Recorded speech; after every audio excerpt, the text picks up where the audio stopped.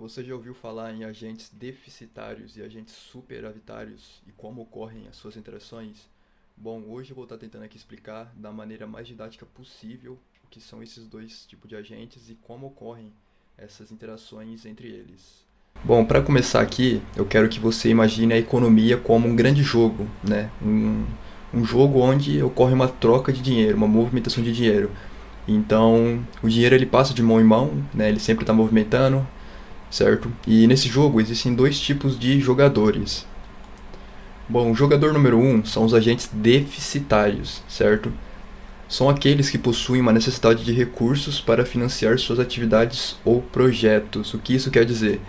Os agentes deficitários, como o nome já diz, são agentes que não têm recursos, né? Eles não têm a verba, não têm o dinheiro e eles precisam dessa verba para financiar a sua atividade ou seus projetos, certo? Então eles têm que recorrer a alguém para conseguir essa verba, né? E como que eles fazem? Ele pode ser através do empréstimo, por exemplo, certo? Em outras palavras, seus gastos superam suas receitas, o que levam a buscar financiamento, né, no mercado financeiro. E quais são os tipos, quais são os exemplos que eu posso dar aqui de agentes deficitários, certo? Bom, o primeiro exemplo são empresas, né? São empresas que buscam crédito para investir em expansão ou aquisição de máquinas. Só um exemplo bobo, certo? Também um outro exemplo aqui é o governo, né? Eles emitem títulos públicos, né, para financiar ali obras, pagar dívidas ou cobrir déficits no orçamento, né? E também pode ser indivíduos, né, pessoas físicas que recorrem a empréstimos ali para ou financiamento, né, para adquirir bens ou serviços como imóveis ou automóveis. Bom, se de um lado tem os agentes deficitários, né, que precisam de dinheiro, do outro lado, o outro tipo de jogador são os agentes superavitários, né? São aqueles que possuem um excesso de recurso financeiro em relação às suas necessidades imediatas de consumo. Ou seja, são os investidores, né? São pessoas ali que têm dinheiro sobrando, né? E eles investem esse dinheiro, né? Eles emprestam esse dinheiro em busca ali de uma rentabilidade, de um retorno financeiro, né? Em cima dessa aplicação. Quais são os exemplos de agentes superavitários, né? Pode ser um indivíduo, uma pessoa física, né, um investidor que tem uma renda maior do que os seus gastos, ele aplicam, né, esse excedente em investimentos.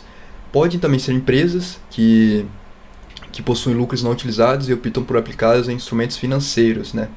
Ou também fundos e instituições financeiras. E bom, como que ocorre essa interação, né, entre os agentes? Se de um lado tem alguém que precisa, do outro lado tem alguém que tem um dinheiro para emprestar, né? Como que ocorre, né? Tem que ter um intermediador, né, entre eles. Né? Então, os agentes superavitários e deficitários se conectam por meio do mercado financeiro. Os superavitários eles fornecem os recursos, né? Eles investem, enquanto os deficitários os utilizam para captar, né? Capitam, né, no caso, criando um fluxo econômico eficiente. E essa interação ela pode ocorrer de duas formas, né? Pode ser de forma direta, quando o agente superavitário ele empresta diretamente ao deficitário, né? Por exemplo, comprando títulos de dívida emitido por uma empresa ou pelo governo, ou também de forma indireta, né? Quando há uma intermediação por uma instituição financeira, né? Como bancos, né? Então o indivíduo ali ele precisa de dinheiro, o outro quer emprestar, o banco ele atua como um intermediador, né, financeiro. Passando para o slide. E posso ser ao mesmo tempo um agente superavitário e um agente deficitário? Sim, né? Você seria ali um caso de um agente superavitário, né, quando você tem o dinheiro sobrando e você decide investir nesse dinheiro ou poupar, certo? Então nesse caso ali você sobra um dinheiro ali, você investe ali um CDB, né, investe na bolsa de valores, uma renda fixa, uma renda variável. Então nesse caso você se torna um superavitário.